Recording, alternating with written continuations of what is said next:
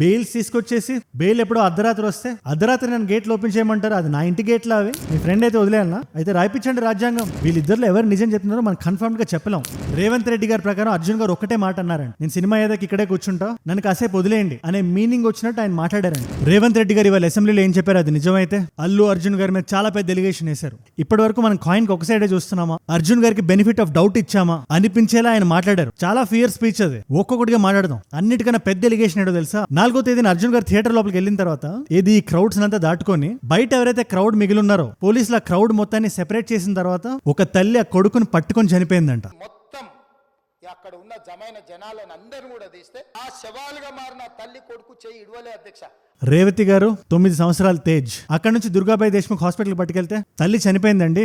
బిడ్డ మెదడుకు ఆక్సిజన్ ఎందుకు హైపాక్సియాలోకి వెళ్ళిపోయాడు, మీరు ఇమీడియట్లీ కిమ్స్ కి పట్టుకెళ్ళండి అంటే బిడ్డని కిమ్స్ లో చేర్చి ఏసీపీ ఎవరైతే ఉన్నారో వెంటనే సంధ్య థియేటర్ లోపలికి వచ్చాడు. ఆయన థియేటర్ మేనేజ్మెంట్ ఎవరైతే ఉన్నారో హీరో గారిని కలవడం కుదరదు, వేరే సెలబ్రిటీస్ కూడా ఉన్నారని చెప్పి ఆయన నాపితే ఏం నాటకాలు ఆడుతున్నారా, అక్కడ ప్రాణం పోయింది, మర్యాదగా వదలండి లేకపోతే మిమ్మల్ని కూడా లోపల వేయాల్సి వస్తుందంటే వాళ్ళు భయపడి లోపలికి వదిలారంట. ఈయన లోపలికి వెళ్ళి అర్జున్ గారి ఫ్యామిలీతో సినిమాని చూస్తున్నారు. ఆ టైంకి సినిమా స్టార్ట్ అయ్యి ఒక 45 minutes to 1 hour అయింది. ఇది రేవంత్ రెడ్డి గారి వర్షన్ ఇది. సార్ ఇలాగా రేవంత్ గారు చనిపోయారు, బిడ్డ క్రిటికల్ కండిషన్ లో ఉన్నాడు, లోపల జనాలు చాలా ఊపు మీద ఉన్నారు, బయట జనాలు వేలల్లో ఉన్నారు, లా అండ్ ఆర్డర్ కి ఇష్యూ వస్తుంది సార్, ఇమీడియట్లీ మీరు వెనక్కి వెళ్ళాలి అంటే రేవంత్ రెడ్డి గారి ప్రకారం అర్జున్ గారు ఒక్కటే మాట అన్నారంట, నేను సినిమా ఏదైకి ఇక్కడే కూర్చుంటా, నన్ను కాసేపు వదిలేయండి అనే మీనింగ్ వచ్చినట్టు ఆయన మాట్లాడారంట.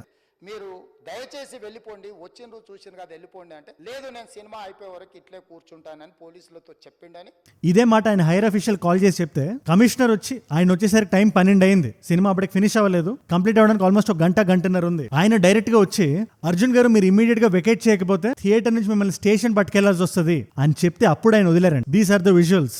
బయట చనిపోయిండ్రు, పరిస్థితి చాలా గందరగోళంగా ఉన్నది, మీరు ఇక్కడ నుంచి కదలాల్సిందే లేకపోతే మిమ్మల్ని పోలీస్ స్టేషన్ కు తీసుకెళ్లాల్సిన పరిస్థితి వస్తుంది. రేవంత్ రెడ్డి గారు వర్షన్ ప్రకారం అప్పుడు కూడా కార్ ఓపెన్ టాప్ నుంచి బయటకు వచ్చి చేతులు ఊపుకుంటూ రోడ్ షో చూసుకుంటూ వెళ్లారంట. ఆ సమయంలో అతను తీసుకొచ్చి బండెక్కిస్తే మళ్ళీ అతను రూఫ్ టాప్ ఓపెన్ చేసి మళ్ళీ చేతులు ఊపుకుంటూ రోడ్ షో చేసుకుంటూ ఇలాంటి వ్యక్తిని క్వశ్చనింగ్ మేము చిక్కడపల్లి పోలీస్ స్టేషన్ పట్టుకొస్తే ఏంటి మీ నొప్పి అని రేవంత్ రెడ్డి గారు అడుగుతున్నారు. ఇది ఒక్కటే కాదు, ఆయన వర్షన్ ఆఫ్ స్టోరీ అంటే పోలీసుల వర్షన్ లో ఏముందో పాయింట్ టు పాయింట్ అని ఎక్స్ప్లెయిన్ చేశారు అసెంబ్లీలో.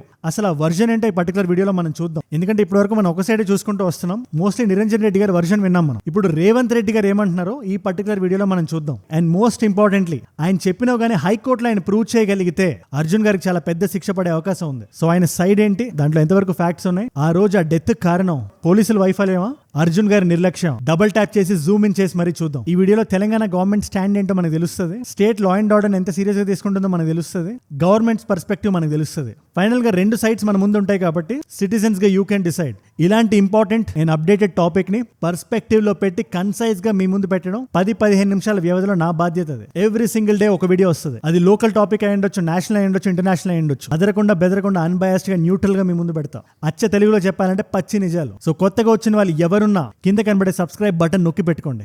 సబ్స్క్రైబ్ చేశారుగా, వీడియోలోకి వెళ్ళిపోదామా. అసెంబ్లీలో రీసౌండ్ వచ్చేలా రేవంత్ రెడ్డి గారు ఏం మాట్లాడారో విందామా. పాయింట్ టు పాయింట్ చెప్తా, లెట్స్ గో. నేను సూటిగా తమ ద్వారా సినీ ప్రముఖులను నేను అడుగుతున్నా అధ్యక్ష, కోమాలో ఉంటే దేశమన్నా పరామర్శించడానికి సినీ ప్రముఖులు ముందుకు రాలేదంటే ఆయన ప్రసంగం స్టార్ట్ చేయడమే పోలీసులు సెకండ్ సంధ్యా థియేటర్ పంపించిన రిక్వెస్ట్ ఏదైతే ఉందో దాన్ని రిజెక్ట్ చేశారు అని స్టార్ట్ చేశారు.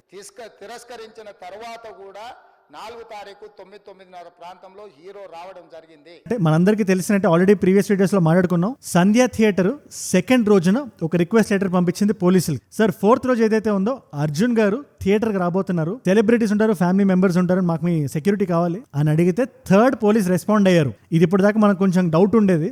ఆ లెటర్ అది చూసి రేవంత్ రెడ్డి గారు కన్ఫర్మ్ చేశారు.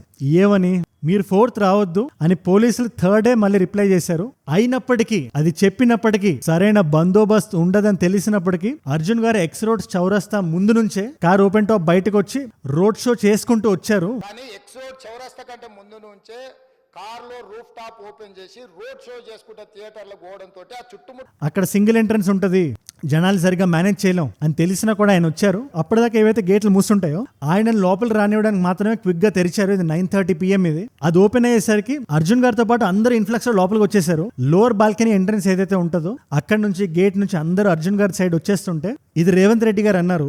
మరి ఎంతమంది బౌన్సర్లు ఉన్నారో తెలీదు. ఆయన ఏమంటారు, ఒక 40-50 బౌన్సర్లు అర్జున్ గారు చుట్టూ ఉన్నారు. జనాలు ఎవరైతే వస్తున్నారో ఫోర్స్ఫుల్ గా దూరం తోయడం మొదలు పెట్టారు. ఇది ఒక స్టాంపీడ్ లైక్ సిచ్యువేషన్ క్రియేట్ అయింది. 50-60 మంది సరిగ్గా లెక్క తెలియదు, 50-60 అని అంటున్నారు. నెంబర్ 4 ఎక్కువ తక్కువ. ఆ బౌన్సర్లు అందరు మీదికి వచ్చే అందరు అభిమానులను విపరీతంగా అడ్డంగా ఎట్లా పడితే అట్లా తోయడంతో ఈ గ్యాప్ లో థియేటర్ మేనేజ్మెంట్ ఒక్కటే గోల్ పెట్టుకుంది, అర్జున్ గారిని సీట్ లో కూర్చోబెట్టాలి ఎక్కడైతే బాల్కనీ ఉందో. సో ఆయన్ని సీట్ల దగ్గర తరలించింది. టికెట్లు ఉండే వాళ్ళందరూ లోపలికి వెళ్ళిపోయారు, అందరినీ తోసుకుంటూ.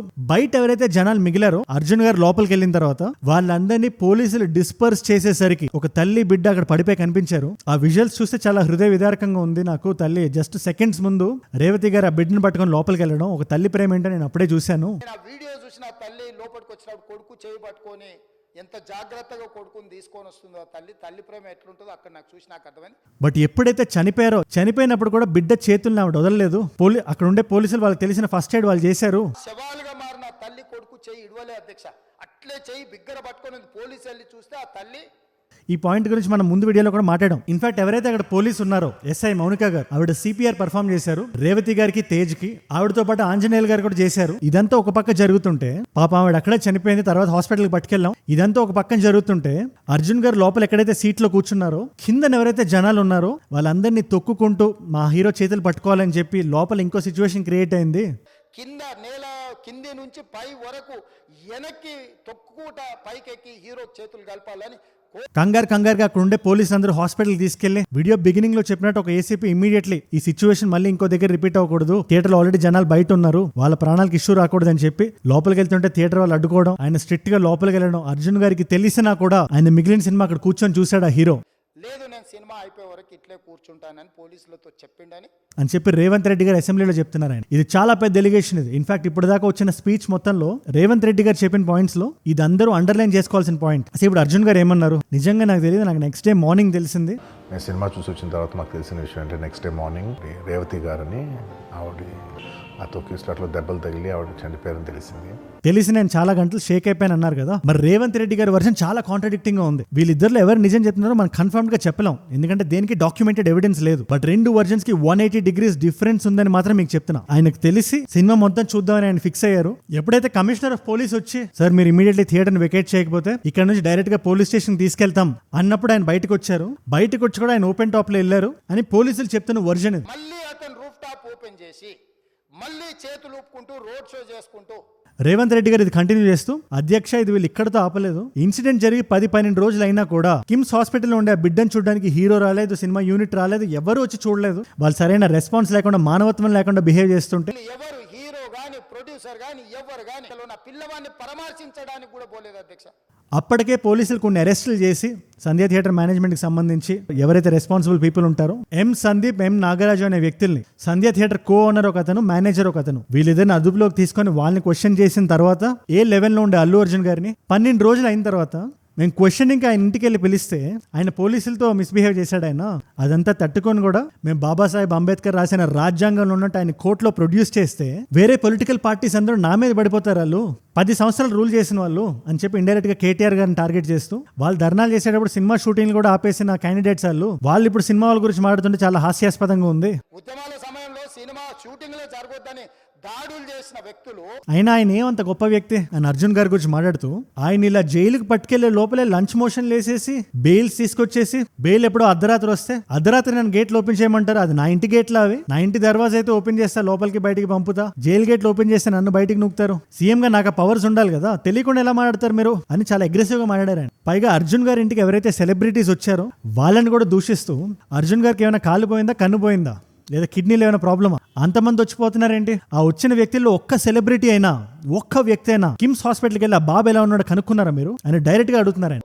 కానీ ఆ పిల్లగాన్ని కనీసమన్న పరామర్శించడానికి సినీ ప్రముఖులు ముందుకు రాలేదంటే అసలు ఈ డిస్కషన్ అంతా స్టార్ట్ చేసింది అక్బరుద్దీన్ ఓవైసీ గారు. సో అక్బరుద్దీన్ ఓవైసీ గారితో మాట్లాడుతూ మలక్పేట్ కాన్స్టిట్యున్సీలో వస్తారండి ఆయన, ఎవరు భాస్కర్ గారు, ఎవరైతే బిడ్డ తండ్రి ఉన్నాడు, నెలకు 30,000 జీతంతో పనిచేసి ఒక ప్రైవేటు చిన్న దాంట్లో ఉద్యోగం చేసుకునే తండ్రి నెలకి 30,000 సంపాదిస్తాడండి, ప్రైవేట్ ఫామ్ లో చిన్న ఉద్యోగి.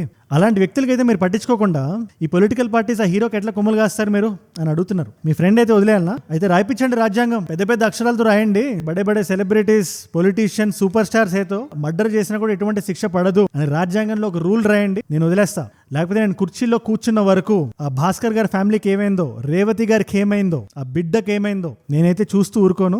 ప్రత్యేకమైన చట్టం ఉంటుంది, వాళ్ళ మీద కేసులు పెట్టొద్దని మీరు ఏమైనా చట్టం చేస్తే ఆ చట్టం అమలు చేస్తాం అధ్యక్ష. తప్పు చేసిన వాళ్ళకి శిక్ష పడేలా చేస్తాను నేను. ఆయనకి ఏం అవసరం థియేటర్కి వచ్చి అలా భార్య బిడ్డలు పోగొట్టుకోవడానికి అని చెప్పి 3,000 టికెట్ అని చెప్పి 12,000 అని చెప్పారు. నాకు ఒకసారి మీరు కన్ఫర్మ్ చేయండి, ఎందుకంటే నేను విన్న ప్రకారం టికెట్ 1300 మాత్రమే. బట్ అసెంబ్లీలో రేవంత్ రెడ్డి గారు 3,000 అని చెప్పి एक एक टिकट 3,000 रुपए में खरीदा, वो बच्चा उनका फैन है बोल के उनके परिवार 12,000 रुपए रखकर 12,000 ఖర్చు పెట్టుకొని వెళ్ళారు ఆ ఫ్యామిలీ. ఆ మినిమం బేసిక్స్ ఇవ్వకపోతే ఎలా అది అని ఒక సైడ్ మాట్లాడుతూ ఇంకొక side he was very clear. Cinema వాళ్ళకి మేము రిలాక్సేషన్స్ ఇస్తాం, మీరు డబ్బులు ఖర్చు పెట్టుకోండి అని చెప్పి, మీరు ప్రాఫిట్ చేసుకోండి, పెద్ద సినిమాలు తీయండి, కానీ మీ వల్ల ఏమైనా ప్రాణాలు పోతే మాత్రం, లా అండ్ ఆర్డర్ కి భంగం కలిగితే మాత్రం నా దగ్గరకు వచ్చి రిలాక్సేషన్ అడగండి, నేను ఎటువంటి ఉపశమనం ఇవ్వను, దీన్ని అండర్లైన్ చేసి పెట్టుకోండి అని నొక్కి వక్కా నుంచి చెప్తున్నారు ఆయన. ఇప్పటిదాకా రేవంత్ రెడ్డి గారి వర్షన్ మొత్తం మనం వింటే, ఏదైతే అర్జున్ గారి తరపున మాట్లాడుతున్నారో, మేము పోలీసులను పర్మిషన్ అడిగాం, ఆ రోజు పోలీసులు వచ్చారు, పోలీసులు రాగానే అర్జున్ గారిని చూడడానికి పోలీసులు గారు కూడా పైన ఉన్నారు, కింద ఇన్సిడెంట్ జరిగిన తర్వాత పోలీసులు పైనుంచి కిందకు వచ్చారు అని నిరంజన్ రెడ్డి గారు ఏదైతే చెప్పారో, the stampede happened, police came from first floor and came to the ground floor. దానికి కంప్లీట్ ఆపోజిట్ ఉంది. ఈయన వర్షన్లో ఏముంది, పోలీసులు రిజెక్ట్ చేశారు రిక్వెస్ట్ ని. ఆ ఉండే పోలీసులు మాక్సిమం ట్రై చేశారు. వాళ్ళకి తెలిసి అర్జున్ గారికి చెప్తే కూడా అర్జున్ గారు రియాక్ట్ అవ్వడం పక్కన పెడితే, ఆయన మిగిలిన సినిమా చూస్తానన్నారు. బై ఫోర్స్ ఆయన బయటకు వెళ్లాల్సి వచ్చింది. వెళ్తూ వెళ్తూ కూడా చేతులు ఊపుతూ ఆయన వెళ్ళారు, ఒక రోడ్ షో చేసినట్టు. దీంట్లో ఏది నిజం? Only courts can decide. Court వారి ముందు ఎవిడెన్స్ అన్ని పెడితే ఖచ్చితంగా కోర్టు అనేది ఒక నిర్ణయం తీసుకుంటది. ఎందుకంటే ఏదైతే పోలీసులు రిజెక్ట్ చేశారో ఆ లెటర్ ఆ రోజు ప్రాసిక్యూషన్ వాళ్ళు ఎందుకు ప్రొడ్యూస్ చేయలేకపోయారు? ఆ రోజు చేస్తుంటే అల్లు అర్జున్ గారికి బెయిల్ వచ్చేది కాదు అసలు. ఆ రోజు ఆయనకి బెయిల్ రావడానికి కారణం ఒకటే, జడ్జి అడిగారు ఏదో మీరు రిజెక్ట్ చేసినట్టు ఏదైనా డాక్యుమెంట్ ఉందా అని అడిగితే ఆయన దగ్గర ఏం లేదు. Inform them not to go to the theater, but there is no material placed by the.